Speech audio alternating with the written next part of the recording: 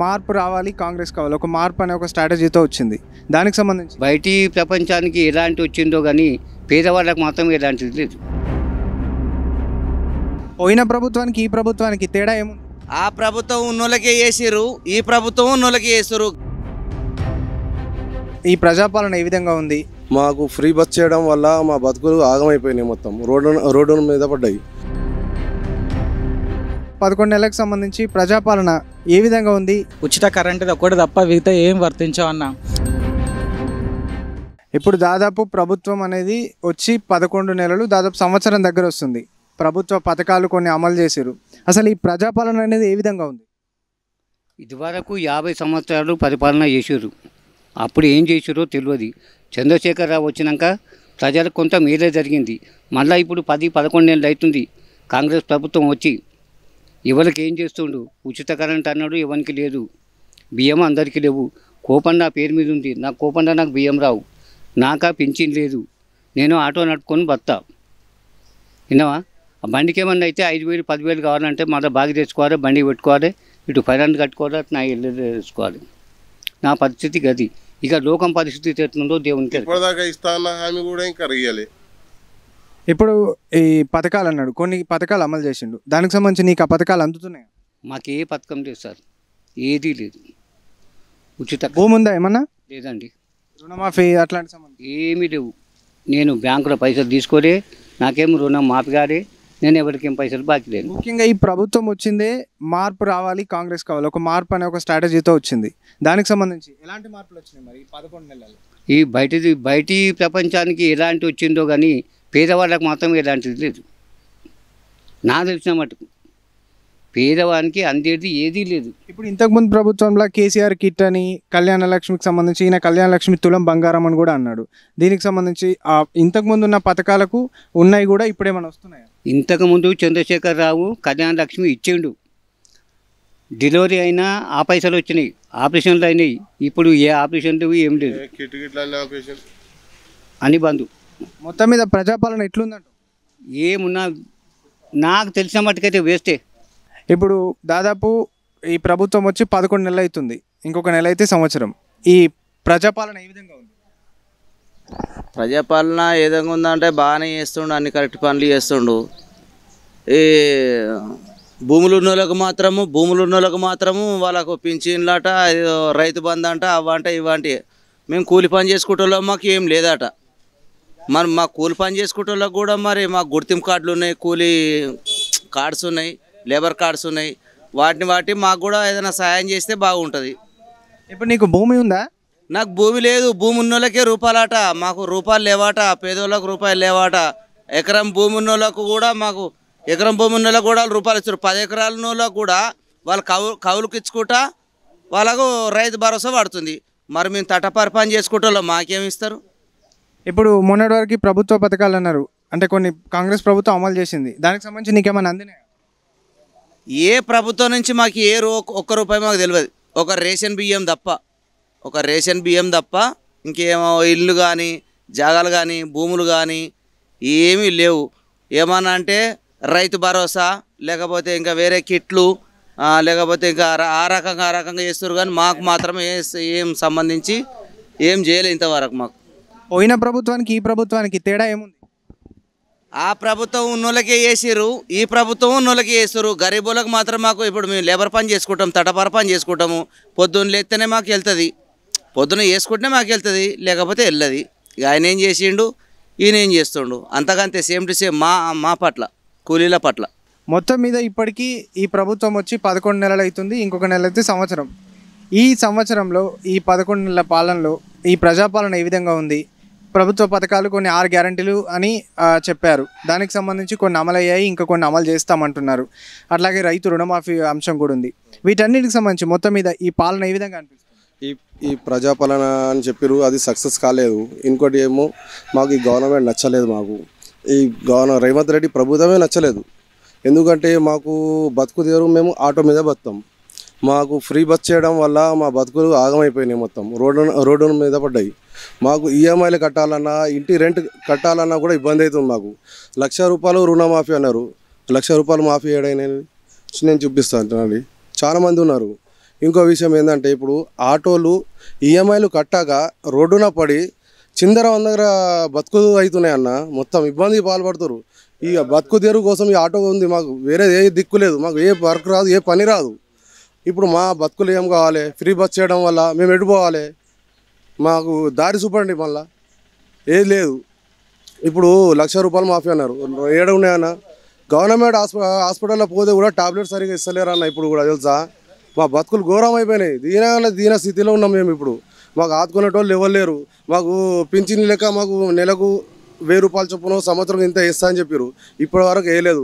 Guarantee అన్నారు, 6 guarantee ఏమైనాయి? 6 గ్యారంటీలు ఇప్పటి వరకు ఒక్క గ్యారంటీ కూడా అమలు చేయలేదు. ఇప్పటి వరకు కూడా చాలా ఇబ్బంది పడుతున్నారు. ఇప్పుడు పేద ప్రజలు అయితే చాలా ఇబ్బంది పడుతున్నారు. దీనికి మీరే జర న్యాయం చేయాలి. మీరు మా బతుకు తెరువు మేము ఎట్లా బతున్నాం ఏందనేది ప్రభుత్వ దృష్టికి మీకు తీసుకువెళ్ళాలి. జర చూపెట్టండి. జర కాంగ్రెస్ వస్తే మార్పు వస్తుంది అని ఒక స్ట్రాటజీ తోటి ప్రభుత్వం అధికారంలోకి వచ్చింది. వచ్చిన తర్వాత ప్రజలందరూ ఓట్లేసి గెలిపించారు. అని ఆ పోయిన ప్రభుత్వానికి ఈ ప్రభుత్వానికి ఏమైనా మార్పు వచ్చిందా? ఈ ప్రభుత్వంకి మార్పులు రాలేదు. ఆయనకు ప్రభుత్వం ఎలా నడపాలి అనేది లేదు, అనుభవం లేదు. బీఆర్ఎస్ ప్రభుత్వం మంచిగా ఉండే, కేసీఆర్ సార్ మాకు అన్ని విధాలుగా ఆదుకున్నారు, చేశారు. ఇక్కడ మా సిద్దిపేట మాది హరీష్ రావు కూడా చాలా మంచిగా ఆటో సొసైటీ కానీ ఆటో వాళ్ళకు ఏమైనా ఇబ్బంది ఉంటే కానీ వాళ్ళ పిల్లల భవిష్యత్తు కానీ చదువుకోవడానికి కానీ అన్ని విధాలుగా మాకు హరీష్ రావు సార్ ఇక్కడ ఆదుకున్నారు. బీఆర్ఎస్ ప్రభుత్వం మంచిగా ఉండే, అన్ని విధాలుగా మాకు ఆదుకున్నది. ఈ ప్రభుత్వం మాకు నచ్చలేదు. ఈ ప్రభుత్వంకి మేము వ్యతిరేకంగా ఉన్నాం ఇప్పుడు. ఎందుకంటే మా బతుకులు మొత్తం రోడ్డున పడ్డాయి. ఆటో డ్రైవర్లది మాకు పింఛన్ లెక్క ఇస్తా అని చెప్పారు, అమలు చేస్తా అన్నారు, హామీ ఇచ్చారు. ఆటో డ్రైవర్లు అది ఒక్కడు కూడా హామీ చేయలేదు, ఒక్కడు కూడా నెరవేరలేదు. ఎందుకంటే మాకు కేసీఆర్ సార్ రావాలి, మళ్ళీ మాకు ఈ కాంగ్రెస్ ప్రభుత్వం వద్దే వద్దు. మాకు ఈ ప్రభుత్వం వచ్చి ఇప్పటికీ 11 నెలలు అవుతుంది. ఈ 11 నెలల పాలనలో ఈ ప్రజాపాలన ఏ విధంగా ఉంది, ప్రభుత్వ పథకాలు ఏ విధంగా ఉన్నాయి, ఈ ప్రజాపాలన అసలు నీకు నచ్చుతుందా? ప్రజాపాలన అని చెప్పేసి ప్రజలందరూ నాగం చేస్తుండు. మనం చూస్తున్నాం ఇప్పుడు హైడ్రా కానీ గతంలో 10 ఏళ్ళ గవర్నమెంట్ టీఆర్ఎస్ గవర్నమెంట్ ఉన్నప్పుడు ఎప్పుడు కూడా ఇలా ప్రజలు ఇంత కూడా మేడవలేరు, ఇంత ఇబ్బంది ఎప్పుడు పడలేరు. ఇప్పుడు కాంగ్రెస్ పాలన 9 నెలల నుంచి కూడా ప్రజలందరూ చాలా ఇబ్బంది పడుతున్నారు. ఒక విద్యార్థుల విషయంలో చెప్పాలంటే ఏ స్కూల్కి వెళ్ళినా కానీ భోజనం కరెక్ట్ లేదు, పప్పులో చారు కానీ అంత కరెక్ట్ చేస్తలేరు. గతంలో టీఆర్ఎస్ ప్రభుత్వం ఉన్నప్పుడు ఫుడ్ విషయంలో చాలా బాగుండే. ఇప్పుడు మేము కొన్ని స్కూళ్ళల్లో వెళ్తుంటే మాత్రం అసలుకి ఫుడ్ విషయంలో కరెక్ట్ లేదు. దాన్ని కూడా కాంగ్రెస్ గవర్నమెంట్ పట్టించుకోవడం లేదు మొత్తానికి. మళ్ళీ ఒకటి 6 గ్యారంటీలు అని చెప్పారు, అవి కూడా అసలు రుణమాఫీ కాలేదు. మహాలక్ష్మి పథకం అని చెప్పారు, 25,000 రూపాయలు నెలకు అని చెప్పారు, అవి కూడా కాలేవు. అసలు ఈ కాంగ్రెస్ గవర్నమెంట్ అనేది ఫెయిర్ గవర్నమెంట్. ఖచ్చితంగా ప్రజలందరూ కోరుకునేది కూడా మళ్ళీ టీఆర్ఎస్ గవర్నమెంట్ కోరుకుంటున్నారు. అప్పుడే ఖచ్చితంగా మారుతుంది. అభివృద్ధి విషయంలో కానీ ప్రతి విషయంలో కానీ మొత్తం వెనక పడేసారు. అసలు ఈ కాంగ్రెస్ గవర్నమెంట్ అనేది ఫెయిల్ అని చెప్పుకోవాలి. మళ్ళీ బీఆర్ఎస్ కావాలని చెప్పి ప్రజలందరూ కోరుకుంటున్నారు, మేము కూడా అదే కోరుకుంటున్నాం. దాదాపు ఈ గవర్నమెంట్ వచ్చి 11 నెలలు అవుతుంది. ప్రజాపాలన అంటూ గవర్నమెంట్ వచ్చింది. ప్రజాపాలన ఏ విధంగా ఉంది? ప్రజాపాలన అంటే ప్రజలకు మేలు చేసే లెక్క ఉండాలి. కానీ 2009లో వైఎస్ రాజశేఖర రెడ్డి అప్పుడు ముఖ్యమంత్రిగా ఉన్నప్పుడు కాంగ్రెస్ పార్టీ అంటే అప్పుడు ఒక విలువ, ప్రజలకు సంక్షేమం అనేది ఆంధ్రప్రదేశ్గా ఉన్నా కూడా వైఎస్ రాజశేఖర రెడ్డి గారు ముఖ్యమంత్రిగా ఉన్నప్పుడు ప్రజలకు సంక్షేమం అనేది అందింది. అది తెలంగాణ రాష్ట్ర వ్యాప్తంగా ప్రజానీకానికి అంతా తెలుసు. ఇప్పుడు రేవంత్ రెడ్డి ఇచ్చిన హామీల్లో ఏ ఒక్కటి కూడా అందడం లేదు. ఇది ప్రజానీకం అంతా గమనిస్తుంది. మరి ప్రజలు నమ్మి తనని ముఖ్యమంత్రి హోదాలో పెట్టినప్పుడు ఆ ఇచ్చిన 6 గ్యారెంటీల్లో ప్రతి ఒక్కరికి మేలు జరగాలి. మరి అది జరగనప్పుడు మళ్ళీ ప్రజలు రిటర్న్ గిఫ్ట్ అనేది ఖచ్చితంగా ఉంటుంది. ఇప్పుడు ఈ 6 గ్యారంటీల్లో కొన్ని 6 గ్యారంటీలకు సంబంధించి కాకుండా కొన్ని అమలు చేశారు. దానికి సంబంధించి మీకు అవి అందుతున్నాయా? ఎక్కడన్నా ఇప్పుడు గరీబోళ్ళ మాసంటే హోటల్లో పనిచేసుకుంటే వాళ్ళు చాలామంది. ఇప్పుడు ఈ కాలనీలనే చాలామంది ఇందిరమ్మ ఇల్లు కానివ్వచ్చు, ఆయన పెట్టిన పథకాలు నిరుద్యోగులకు అందాల. చాలామంది యువతకు గరీబోళ్ళకు మాసంటోళ్ళకు అందుతే అది నాయకుని ఒక లక్షణం. అలాంటి ముఖ్యమంత్రి దేవునితో సమానం. కానీ ఉన్నోళ్ళకే అందుతుంది, అది తప్పు. నేను గదే వైఎస్ రాజశేఖర రెడ్డి గారు ముఖ్యమంత్రిగా ఉన్నప్పుడు ప్రతి ఒక్క పేదవాడి ముఖాన చిరునవ్వు అనేది ఉండేది. ఇప్పుడు అది ఎక్కడా లేదు. టీఆర్ఎస్ ప్రభుత్వం ఉన్నప్పుడన్నా డబుల్ బెడ్రూమ్ ఇల్లు చాలామందికి ఇక్కడ కాళ్ళకుంట కాలనీలో చాలామందికి డబుల్ బెడ్రూమ్ ఇల్లు వచ్చినాయి వాస్తవానికి. ఇక్కడ సిద్దిపేట మట్టుకు హరీష్ అన్న నాయకత్వంలో అది అందరికీ తెలిసిందే. కానీ ఆయన చెప్పిన హామీలలో నెరవేర్చడం లేదు. అది అందాలి. కళ్యాణ లక్ష్మి కావచ్చు, ఇందిరమ్మ ఇల్లు కానివ్వచ్చు, ఇంకా ఏదైనా ఆరోగ్య శాఖ అంటే ప్రతి ఒక్క గరీబోళ్ళు ఉంటారు చాలామంది, వాళ్ళు రెక్కాడితే కానీ డొక్కాడని పరిస్థితులు ఉన్నాయి. మరి అలాంటి వాళ్లకు నాణ్యమైన ట్రీట్మెంట్ అనేది అందాల. అలాంటప్పుడు ఆ 2 చేతులు ఎత్తి ఆ ముఖ్యమంత్రిని ఎవరైనా యాద్ చేస్తారు. కడుపు కన్నం పెట్టిన ఎవరైనా యాద్ చేస్తారు. నీకు భూమి ఉందా? భూమి లేదు. రుణమాఫీకి సంబంధించి కూడా అంటున్నారు, రుణమాఫీ 2 లక్షలు రుణమాఫీ చేసేసా అని అంటున్నాడు. దాదాపుగా రుణమాఫీకి సంబంధించి ఏమంటారు? అంటే ఇప్పుడు మనం పథకాలు ఎన్నో పెట్టచ్చు. అంటే ఒక ముఖ్యమంత్రి ఎన్నో పథకాలు అవి చేస్తా ఇవి చేస్తా అని చెప్పుడు కాదు, అవి చేసి చూపెట్టాలనేది లక్ష్యం.